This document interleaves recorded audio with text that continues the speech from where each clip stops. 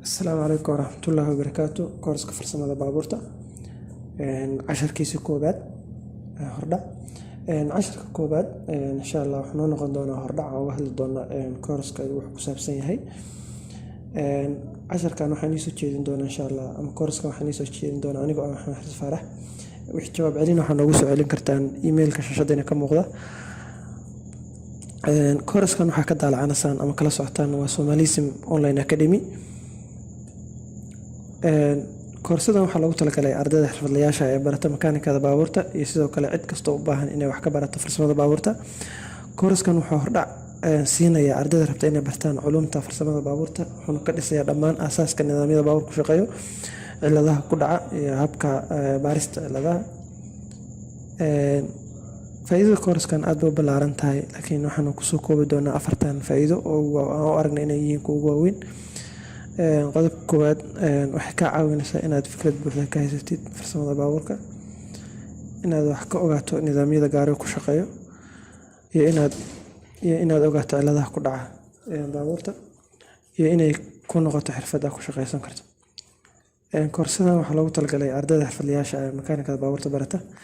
sidaa darteed koorskan wuxuu ka koobnaan doonaa 5 cutub oo cutub kasta ay hoos tagaan casharo kala duwan, kuwaasoo dhammaan fikrad buuxda ka bixin doona dhammaan aasaaska farsamada baabuurta. cilmiga farsamada baabuurta waa cilmi aad u ballaaran, laakiin sida guud ahaan waxaa loo qaybiyaa 2 qaybood oo kala ah qayb makaanika ah iyo qayb dab ah. marka koorskan wuxuu diiradda saari doonaa ama si qoto dheer uga hadli doonaa makaanikada baabuurta. qaybta dabkana insha Allah wuxuu ka bixin doonaa introduction yar oo kooban. koorsadeenan waxay ka kooban tahay 5 cutub sida aan soo sheegnayba. cutubka koowaad waxaan uga hadli doonaa hordhac casharkiisa koobaad. casharkiisa labaad waxaan uga hadli doonaa noocyada baabuurta. casharkiisa saddexaad waxaan uga hadli doonaa qaybaha makaanikada baabuurta. sidoo kale cutub kasta markuu dhammaado wuxuu leeyahay layli ama tijaabo ama testi insha Allah. cutubka labaad asagana waxaan uga hadli doonaa matoorka baabuurta. sidoo kale waxaan uga hadli doonaa bastamada baabuurta, hoolyada baabuurta uga hadli doonaa. ka saddexaad waxaan uga hadli doonaa nidaamka shidaalka baabuurta ku shaqeyso, noocyada matoorka baabuurta, kaalbeederka sidoo kale waxaan uga hadli doonaa wuxuu yahay kaalbeeder. waxaan ku baran doonaa casharkeena saddexaad cutubka saddexaad isbarbardhigga matoorada. matoorada waxay qaybsamaan 2 matoor naafta iyo matoor baasiin ah. marka labada matoor waxay ku kala duwan yihiin, waxay iskaga mid yihiin insha Allah waan soo sheegi doonaa. nidaamka irbadaha waxa ku shaqeeya nidaamka irbadaha iyo kaalbeeder waxaa isticmaala laba matoor oo baasiin ah. matoorada baasiinka ah ama petrolka ah waxa uu qaybsamaa labo mid ku shaqeeya kaalbeeder iyo mid ku shaqeeya irbado.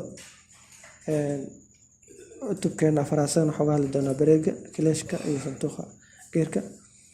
kala duwanaanshaha labada santuuq geer ayaan uga hadli doonaa steerinka. sidoo kale waxaan uga hadli doonaa toolka baabuurta.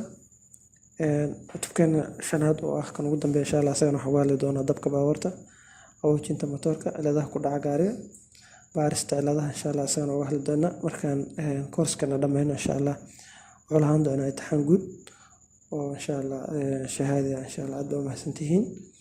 casharkan maanta intaas ku eg yahay insha Allah waxaan u ballanaa casharkan iyo casharka xiga insha Allah aad u mahadsantihiin.